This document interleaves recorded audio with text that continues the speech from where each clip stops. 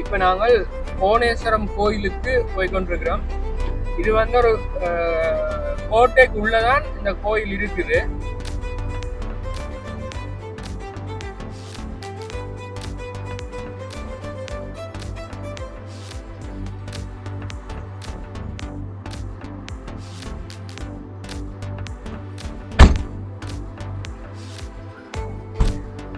இது வந்து கோட்டைன்ற வழியா பீரங்கி எல்லாம் வச்சு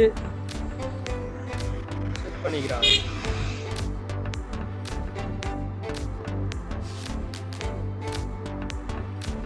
இது என்னண்டா 2 வாகனம் வந்து உள்ள போயிடாது. அதனால ஒரு பக்கம் சிக்னலை போட்டு ஒரு வாகனத்தை நிப்பாட்டிட்டு தான் மெட்ட வாகனத்தை அனுப்புவாங்க. இந்த வந்து சரியான ஒடுக்கமான பாதை. வணக்கம் ஸ்குவாட். வணக்கம் ஸ்குவாட். இன்னைக்கு நாங்கள் திருக்கோணேஸ்வரம் கோயிலுக்கு வந்திருக்கோம். திருக்கோணேஸ்வரம் கோயிலுன்ற என்ட்ரன்ஸ்லாம் இப்போ நிற்கிறோம். அதாவது வந்து கோட்டைன்ற ஆரம்பத்தில் இது வந்து 1675ஆம் ஆண்டு 75ஆம் ஆண்டு இந்த வாசல்லாம் கட்டிக்கிறாங்க. இந்த கோட்டை கட்டினது வந்து 1625ஆம் ஆண்டு கட்டிக்கிறாங்க. இது வந்து முதல்ல கட்டினது வந்து போர்த்துகீசர். அதுக்கு பிறகு ஒல்லாந்தரோட கைக்கு போய் அதுக்கு பிறகு பிரிட்டிஷும் வந்து இந்த கோட்டையை வந்து கைப்பற்றி வச்சிருந்துருக்காங்க. இப்போ வந்து இலங்கை தொல்வியல் திணைக்களத்துக்கு கீழே தான் இந்த கோட்டையோட ஒட்டுமொத்த கட்டுப்பாடும் இருக்குது. இதுக்குள்ளதான் கோயில் இருக்குது. வாங்கோ கோயிலையும் போய் பார்ப்போம். அதை விட வேற என்னென்ன விஷயம் இருக்குன்றதையும் போய் பார்ப்போம். வாங்கோ.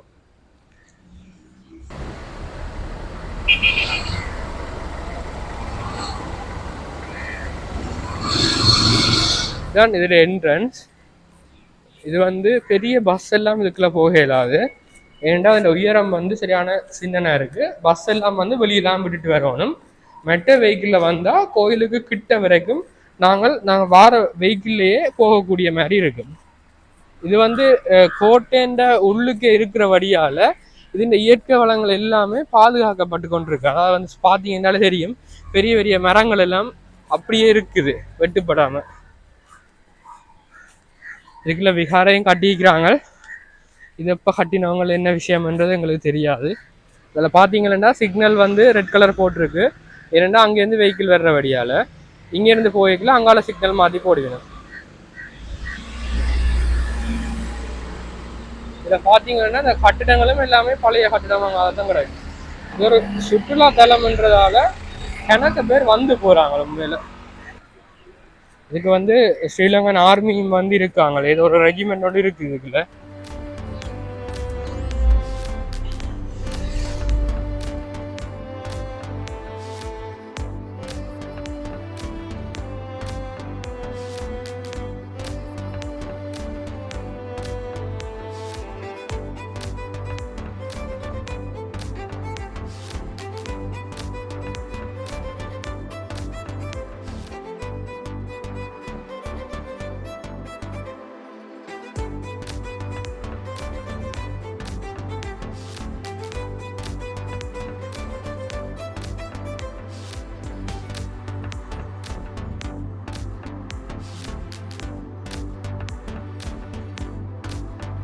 ஒரு தேங்காயும் ஒரு கற்பூரம் இருந்தாங்க.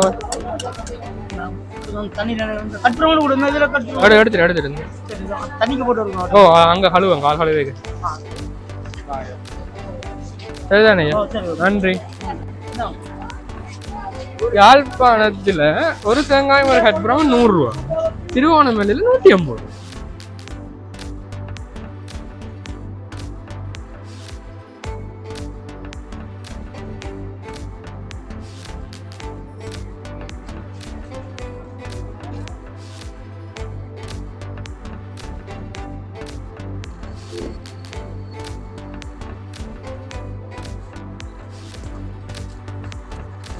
இவையெல்லாம் வந்து சிறை கைதிகள் நினைவு.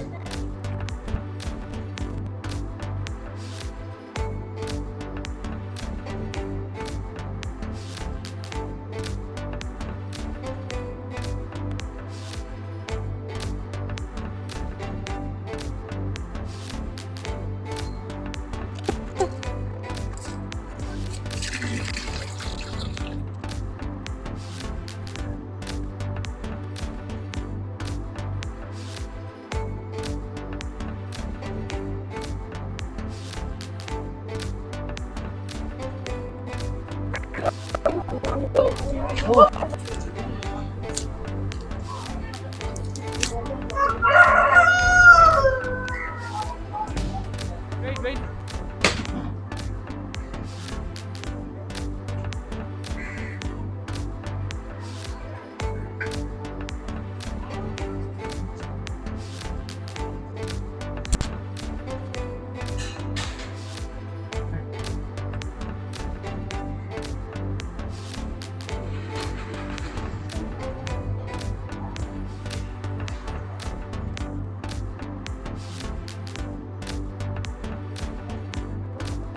இந்த சிலை வந்து கிபி 11ஆம் நூற்றாண்டுக்கு சேர்ந்த சிலையாம் இது வந்து 2013ஆம் ஆண்டு கண்டெடுத்துக்கிறாங்க. இது சோழர் காலத்துக்குரிய சிலை.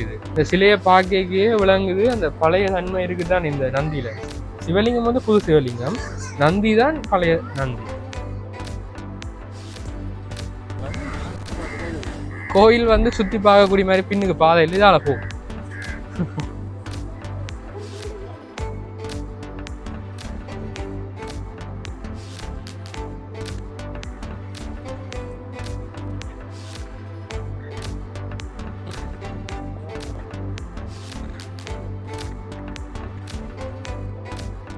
இதுதான் கோயிலுடைய உள்பக்கம். உள்ளுக்கு போயிட்டு வீடியோ வந்து எடுக்க இயலாது, அதெல்லாம் உள்ளுக்கு போய் நாங்கள் வீடியோ எடுக்கல. இதில் உள்ளுக்கு வந்து சிவரில் வந்து சில வேலைப்பாட்டில் வந்து இந்து சமயம் சார்ந்த கதைகள், வரலாற்று கதைகள், அதாவது வந்து மன்னர்கள் என்ன செய்தவை, எப்படி திருப்பணிகள் செய்தவை, அப்படியான விஷயங்கள் வந்து சீமேந்திலேயே சரியாக செய்திருக்கிறாங்க. இந்த விமானம் இருக்கிறது தான் மூலவரோட மெயினான, அதாவது வந்து மூலஸ்தானம் இதுதான். இங்கால வந்து அம்பாளுக்குரியதுதான் இந்த இது, அதாவது வந்து மாதுமை அம்பாளுக்குரியது. அங்கால இருக்கிறது வந்து எழுந்தருளி, நடேசரோட எழுந்தருளி விக்கிரமம் அதுக்குள்ளே இருக்குது. இங்கால வந்து பரிவார தெய்வமா பிள்ளையாரும், இந்த சைட்ல வந்து முருகனும் இருக்குது. கோயிலுக்கு வந்து வெளி வீதி என்று பெருசா இல்லை. அங்கால வந்து கோயிலுக்கு உள்ளால வந்து திருப்பி இங்கால வரக்கூடிய மாதிரி தான் இருக்கு. என்னது மலையிலே இருக்கிற வழியால இதுல நின்று கடல் எல்லாம் பார்க்கக்கூடிய மாதிரி இருக்குது.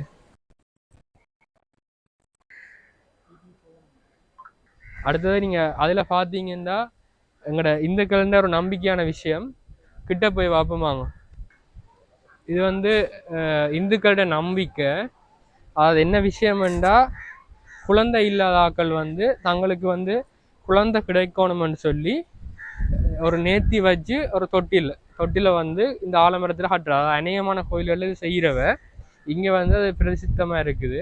இங்கே கட்டினா ஒரு நம்பிக்கை வந்து அந்த ஆக்களுக்கு வந்து குழந்தை கிடைக்கும்னு சொல்லி.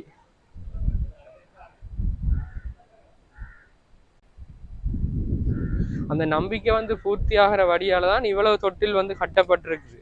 இல்லைன்னா ஒரு விஷயம் நடக்காட்டி அதை வந்து தொடர்ந்து செய்ய மாட்டாங்கல்லானே.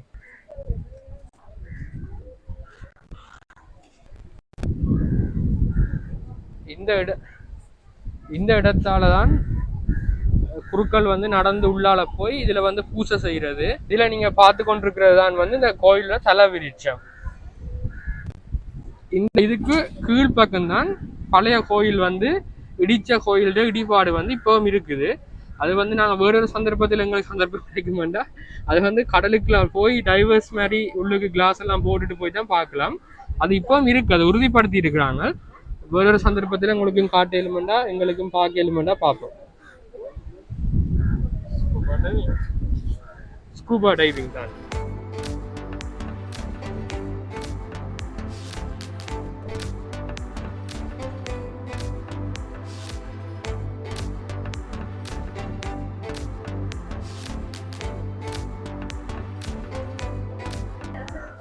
இது வந்து எங்கட புராண கதை.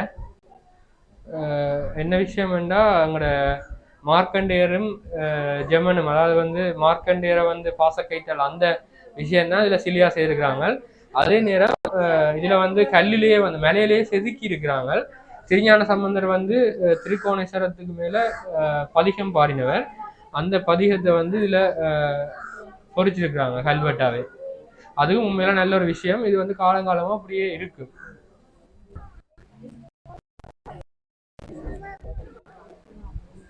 இது வந்து புட்டுக்கு மண் சுமந்த கதையை பற்றி தான் சொல்லியிருக்குது. அதாவது வந்து சிவன் வந்து கூலியால் வந்து அரசனிட்டு அடி வாங்கின சம்பவத்தை சிலையாக செய்திருக்கிறாங்க. இதுதான் எங்களோட கிழக்கு மாகாணத்தின் சொத்து கடலா இந்திய பெருங்கடல். இதுக்காகத்தான் கணக்கா உலக நாடுகள் சண்டை பிடிச்சு கொண்டு இருக்குது. இப்போ சண்டை நடந்து கொண்டுதான் இருக்குது. அரசியல் கதைக்குள்ள உண்மைதான். உண்மையில நாங்கள் நல்ல பெரிய ஒரு ஆழமான என்ன உயரமான இடத்துல நிற்கிறோம். பார்க்கவே காலெல்லாம் கூசுது.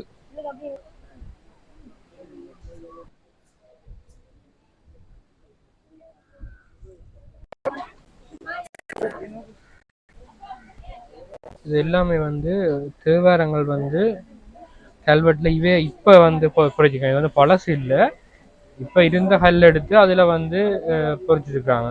இது எல்லாமே வந்து கோணேஸ்வர பதிகம் தான். திருக்கோணேஸ்வரம் சம்பந்தமாக பாடப்பட்ட பதிகம்.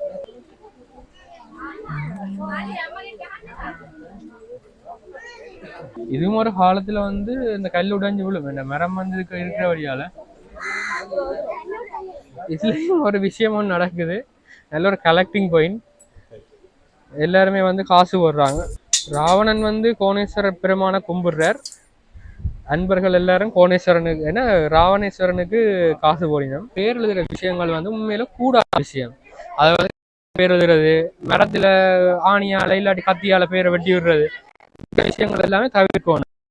இது மேல ஒரு கூடாத விஷயம். தயவு செய்து பார்க்குற நீங்கள் இப்படி சந்தர்ப்பம் கிடைச்சா தயவு செய்து இந்த வேலையை செய்யாதீங்க.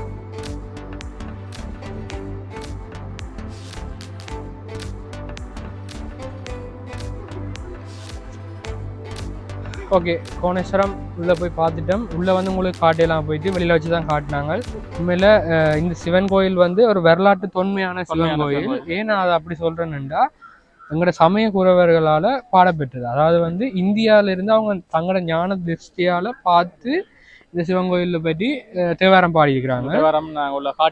ஓ, அடுத்தது இது இப்போ வந்து ஒரு என்ன சொல்கிற ஒரு சுற்றுலா தலம் மாதிரி தான் இருக்குது.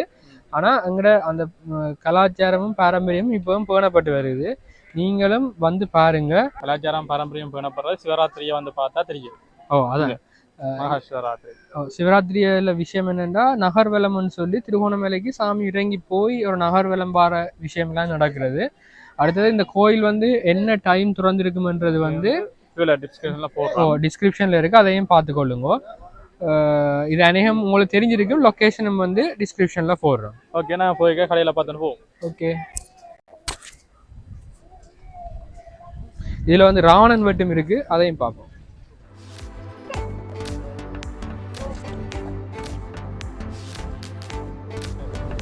இதுதான் ராவணன் வெட்டு.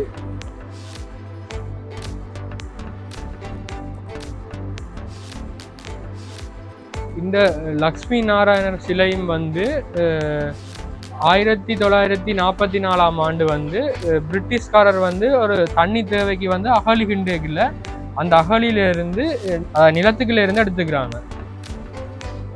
அதுவும் வந்து எல்லாம் சிலையை பார்க்கவே விளங்குது, எல்லாம் சிதவடைஞ்சு போயிருக்கு. இவர் தான் குலக்கோட்டை மண்.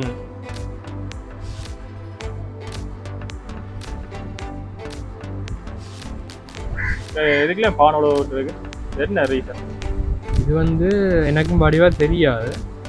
அவசரம் செய்யற மாதிரி ஒரு செட்டப் போல இருக்கு. தொடர்ந்து பால் ஒழுகி கொண்டு இருக்கு.